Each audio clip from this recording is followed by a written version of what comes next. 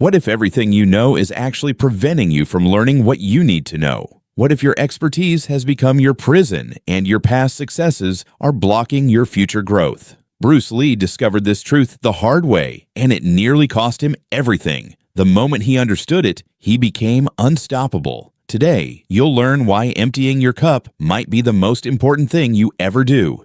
Welcome back to Be Water Philosophy. This is our fourth exploration of Bruce Lee's revolutionary teachings, and today we're diving into perhaps his most counterintuitive insight, that knowledge can be a burden, expertise can be a limitation, and sometimes the wisest thing you can do is admit you know nothing. If you've been following this series, you've learned to be water, to focus like the one-inch punch, and to master the enemy in the mirror. Now it's time to learn why letting go of what you know is the key to unlimited growth. The story goes that a university professor once visited a famous Zen master to learn about Zen philosophy. The professor was brilliant, educated, and very proud of his extensive knowledge. The Zen master welcomed him and began serving tea. He poured tea into the professor's cup, and when it was full, he kept pouring. The tea overflowed, spilling onto the table, dripping onto the floor. The professor watched in confusion, then finally said, "Master, the cup is full. No more will go in." The Zen master stopped pouring, looked at the professor with gentle eyes, and said, "Like this cup, you are full of your own opinions and speculations. How can I show you Zen unless you first empty your cup?" This story profoundly influenced Bruce Lee. He saw himself in that professor. Despite being a martial arts prodigy, despite years of training, despite his growing fame, Bruce realized he was approaching his limits, not because of what he didn't know, but because of what he thought he knew. In his early 20s, Bruce Lee was a Wing Chun expert. He had trained under the legendary Ip Man. He was fast, skilled, and confident. His cup was full of Wing Chun techniques, Wing Chun philosophy, Wing Chun principles. Then came 1964, a challenge match in Oakland that would change everything. Wong Jack Man, representing traditional martial arts schools, challenged Bruce Lee to a private fight. The reason? Bruce was teaching martial arts to non-Chinese students, breaking the old traditions. Bruce accepted. He expected to win easily. After all, his cup was full of superior knowledge and technique. The fight lasted longer than it should have. Bruce won, but he was exhausted, frustrated, and deeply shaken. He realized his Wing Chun, as beautiful and effective as it was, had limitations. His full cup of traditional knowledge had prevented him from seeing beyond its boundaries. That night, Bruce Lee began the painful process of emptying his cup. He questioned everything he'd been taught. He challenged every assumption. He examined every technique with fresh eyes, as if he'd never seen it before. This wasn't easy. Emptying your cup means admitting that years of training might have been limited. It means your teachers, whom you respect deeply, might not have all the answers. It means starting over in some ways, returning to being a beginner when you've already achieved mastery. But Bruce Lee understood something crucial. A full cup can only hold what it already contains. An empty cup has infinite potential. The more you know, the harder it becomes to learn. This is the expert trap, and it catches almost everyone who achieves any level of success. When you're a beginner, you're naturally curious, open, willing to try anything. You ask questions without fear of looking foolish. You experiment freely because you have no reputation to protect. But as you gain knowledge and recognition, something insidious happens. Your cup fills up. You develop strong opinions about what works and what doesn't. You know the right way to do things. You've heard all the arguments before. When someone presents a new idea, you immediately filter it through what you already know, often dismissing it before truly understanding it. Bruce Lee saw this happening everywhere in martial arts. Masters who had spent decades perfecting one style became incapable of seeing value in any other approach. Their expertise had become rigidity. Their knowledge had become blindness. He also saw it in himself. After years of Wing Chun, he had developed automatic responses, ingrained patterns, fixed beliefs about fighting. These weren't helping him anymore. They were limiting him. This is why Bruce Lee famously said, "I fear not the man who has practiced 10,000 kicks once, but I fear the man who has practiced one kick 10,000 times." But he also understood the danger. Practicing one kick 10,000 times can make you so attached to that kick that you can't see when a completely different approach is needed. The expert trap shows up in every area of life. The successful business person who can adapt to changing markets because this is how we've always done it. The relationship partner who keeps repeating the same patterns because this is who I am. The parent who raises children exactly as they were raised, unable to see new approaches. Your full cup becomes your ceiling. Bruce Lee didn't just empty his cup once. He made it a continuous practice. This is what led to Jeet Kune Do, not a new style to fill the cup with, but a philosophy of keeping the cup permanently empty. Jeet Kune Do literally means the way of the intercepting fist, but its deeper meaning is the way of no way. It's not a collection of techniques to master, but an approach to learning that never stops evolving. Here's how Bruce Lee practiced emptying his cup. Question everything. Bruce constantly asked why. Why do we stand this way? Why do we hold our hands like this? Why do we train this technique? If the only answer was, because that's how it's always been done, he rejected it.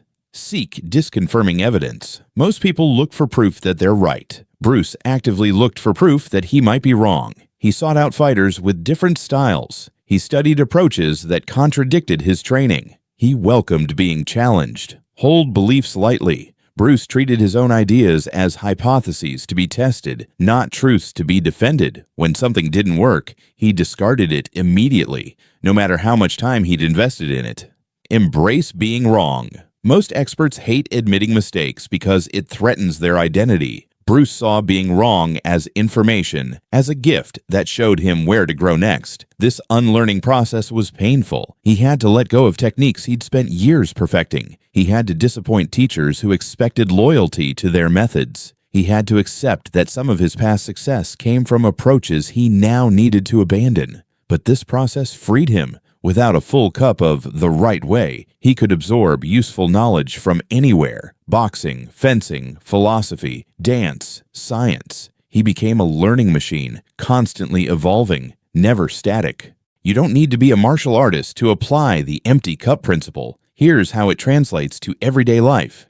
In your career, that industry knowledge you're so proud of, it might be outdated by next year. The skills that got you to your current position might not get you to the next level. Are you actively seeking information that contradicts what you think you know about your field? Or are you just confirming your existing beliefs? In relationships, you've been in relationships before, so you know how they work, right? Wrong. Each relationship is unique. Each person is different.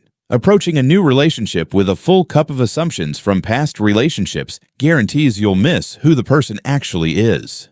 In learning new skills, adults struggle to learn new things not because they're less capable than children, but because they approach learning with full cups. Children ask how. Adults often say, "I already know," or "that won't work for me." In personal growth, your identity, your sense of who you are, is perhaps the fullest cup you carry. I'm not good at math. I'm an introvert. I'm too old to change. These self-definitions, these full cups, become self-fulfilling prophecies. Here's how to make emptying your cup a daily practice. Morning empty. Each morning, identify one belief or assumption you've been holding as absolute truth. Ask yourself, what if I'm wrong about this? What would change? Don't answer immediately. Just sit with the question. Beginner's mind exercise. Once a day, approach something familiar as if you've never experienced it before. Drink your coffee as if it's your first time tasting coffee. Walk your usual route as if seeing the neighborhood for the first time. Notice what you discover. Active unlearning. Each week, identify one thing you think you know. Then actively seek information that contradicts it. If you believe a certain diet is best, read arguments for different approaches. If you're confident about a political position, genuinely try to understand the strongest arguments against it. The "I don't know" practice. Start saying "I don't know" more often, not as an excuse, but as an honest acknowledgement. Notice how liberating it feels. Notice how it opens conversations instead of closing them. Challenge your identity. Once a month, do something that contradicts your self-concept. If you think you're not creative, take an art class. If you believe you're not athletic, try a new sport. Your identity is just another full cup. Here's the beautiful paradox Bruce Lee discovered. True mastery requires maintaining beginner's mind. The greatest experts are those who never stop being beginners. They've accumulated vast knowledge, but they hold it lightly. They have strong opinions, but they change them readily when presented with better information. This is why Bruce Lee said, "Be like water." Water doesn't hold on to forms. It fills the container, then flows out just as easily. It adapts instantly to whatever it encounters. It doesn't say, "I only flow this way," or "I only take this shape."